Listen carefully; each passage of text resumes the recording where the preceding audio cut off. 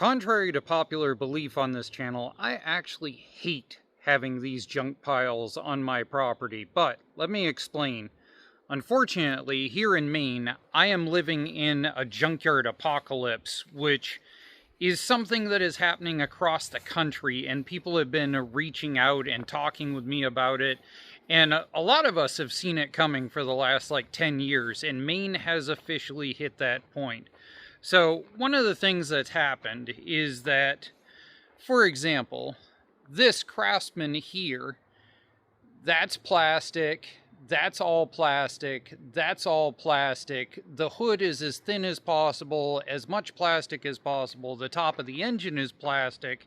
Even the transmissions in certain Husqvarnas and some of the older LT2000s are plastic.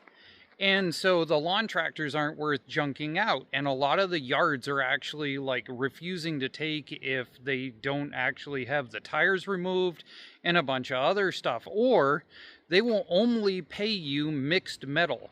Right now, light iron in the state of Maine is selling for $70 a ton. And the nearest location for me to drive to is 45 minutes away. I have to spend more money and more time than it's literally worth to junk out anything other than number one steel. And here's the other thing that's going on. It's the apocalypse. They're gone. I'm going to post up a map right now of every place that me and my buddies can remember, basically the larger places from about 20 years or so ago. And now I'm going to post up a map of what I have available to me today in order to be able to junk stuff out.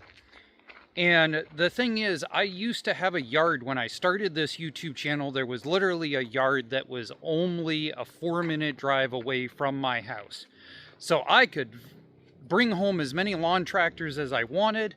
I could rip them apart. I could put units together and immediately, once a month, haul everything off. Progressively, that yard ended up closing. Then another yard that was about 10 minutes away. That's no big deal. So about once a month, I would go to that yard and I would get rid of stuff. Over the course of time, it ended up down to one yard about 30 minutes away.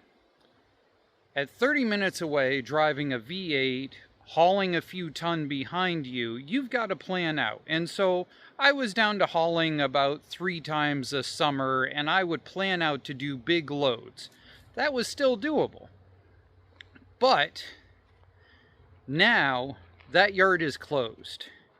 And I'm in a big giant predicament along with a lot of other people that are currently living in the junkyard apocalypse that's going on across the United States. Everything has too much plastic in it, and the junkyards don't want it, and the crushers don't want it, and nobody wants it. I've got a Ford Ranger here with a blown transmission that I called up one of the yards, and sure, they'll take it for irony aluminum, but they want every plastic piece of stupid removed from the engine in order to be able to take it as irony aluminum, because they're getting docked for all the plastic in some cases, and so therefore they're passing it down to us, the junkers. And there's so many things that I used to make money junking that I just plain can't. Like Ford Rangers, for example. Everybody knows I've had a ton of Ford Rangers. And part of the reason why was because that you could buy a $500 Ford Ranger, you could pull the parts off in order to fix another Ford Ranger, and then junk the Ford Ranger out if you piecemealed it down to the number one iron in the axles, the leaf springs, the I-beam front end, and the engine cradle and everything. And then you sold off the tires or rims or anything that were good, and you could make your $500 back. In fact, on certain Rangers, you could actually make money. And lawn tractors used to be the same way. I used to deliberately take older lawn tractors, and oftentimes I wouldn't put them in video, because if the engine was just too far gone or the transmission was too far gone, I didn't care, because in an hour of work, I could have it down to number one steel and I could junk it out, and the engine would go into mixed metal and stuff like that. Here's the other thing. They'll take engines and they'll do them as irony aluminum, but almost all of the yards now require that you have to have the flywheel gone in order to be able to do that. So I have to rip the whole thing down, and I have to go and take the flywheel off, which adds even more time to processing, and it's only irony aluminum, and so it's not worth it. Did I mention light iron in the state of Maine is down to $70 a ton? Even number one at a lot of places is as low as $110. That Ford Ranger that I showed you that needs to get junked out, about 4 or 5 years or so ago, I got quoted $350 to come get it and junk it out. I didn't even have to haul it. They would come get it and junk it out. I called the same place the other day. They want to charge me $50 to come get it. They won't even pay me like they used to. They want to charge me because of the fact that they are so far away that it's the only choice that they have in this market, because there's no profit in junking. So, where does that put us? I got a hold of my local transfer station. My local transfer station, basically they help subsidize paying the bills by having a scrap metal bin. And so the problem with that is that they will not take anything that's got a gas engine on it. They will not take transmissions. They will not take anything that you cannot physically pick up and unload yourself at the transfer station. So if we decide to go and, say, rip the body off of that van over there and stick the chassis underneath a Ford Ranger, all of a sudden I've got to figure out if I want to cut that body up into manageable pieces to load on my Van Hollen and take to the transfer station to get no money while I destroy probably at least 2 or 3 different blades on my Sawzall, God knows how many cutoff discs, everything else.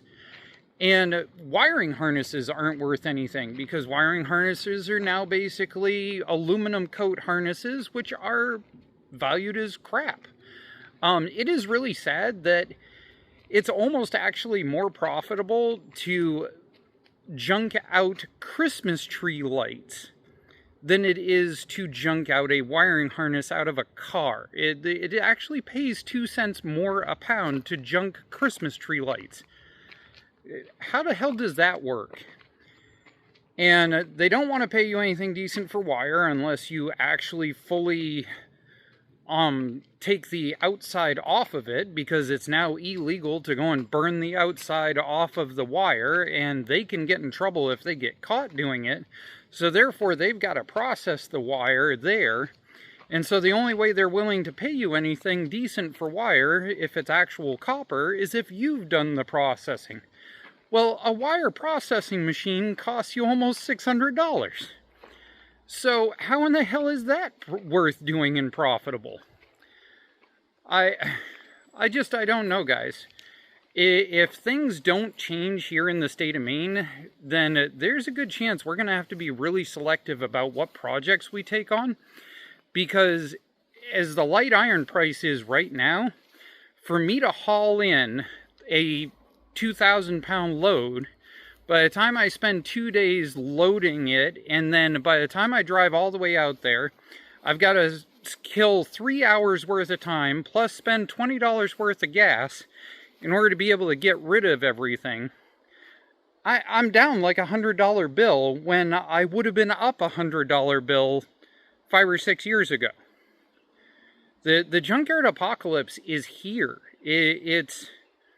They all want to talk about recycling, they all want to talk about green this and green that, and they all want to talk about helping the environment and everything else, and us junkers are literally what stops everything from ending up buried in somebody's backyard and contaminating the water supply and everything else, and yet literally we're getting killed off.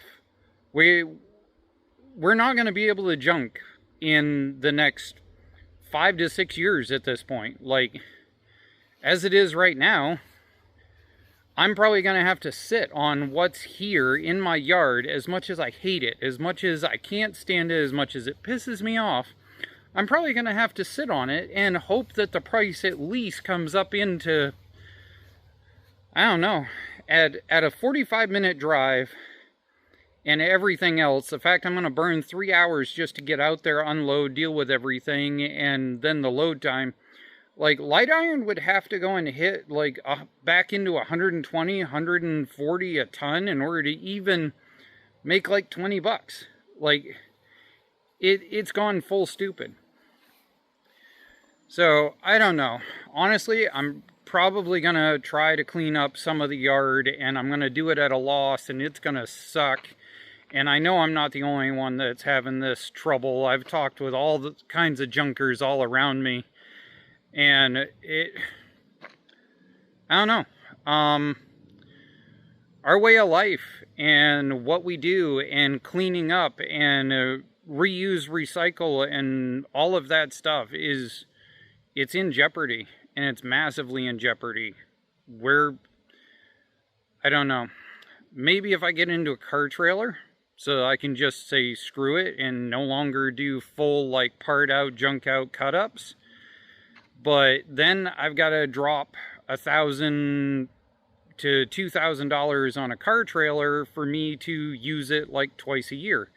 Because RCG racing just, you know, I love it. I love doing the mini bike stuff, and I love going out racing, and I love hanging out with my family and stuff like that. But at the end of the day, that channel only pays $100 a month during the summertime and doesn't pay anything at all during the winter time.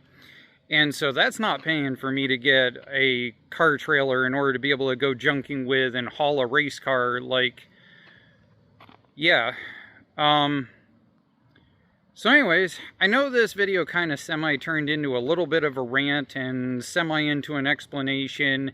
And a lot of it is also, what are you guys going through in your area? Are other places in a junkyard apocalypse, just like I've heard from other people? How is it in your area? I mean, if you were to junk out lawn tractors at light tonnage like it is right now, where it's like $70 a ton, like, do you have a yard close to you? Do you live in a really populated area? I don't know. Let's talk about it in the comments section. Maybe we'll do a follow-up on this video with some more information. Maybe we'll punch in some spreadsheets and try and figure out what it is that we have to do to make this work. I mean, I don't know where to go from here. I really don't. So, anything you guys want to put for a comment down below that might give some insight or ideas, I am totally cool with. But anyways, have fun. Sorry for the long video, and thank you for all of your input.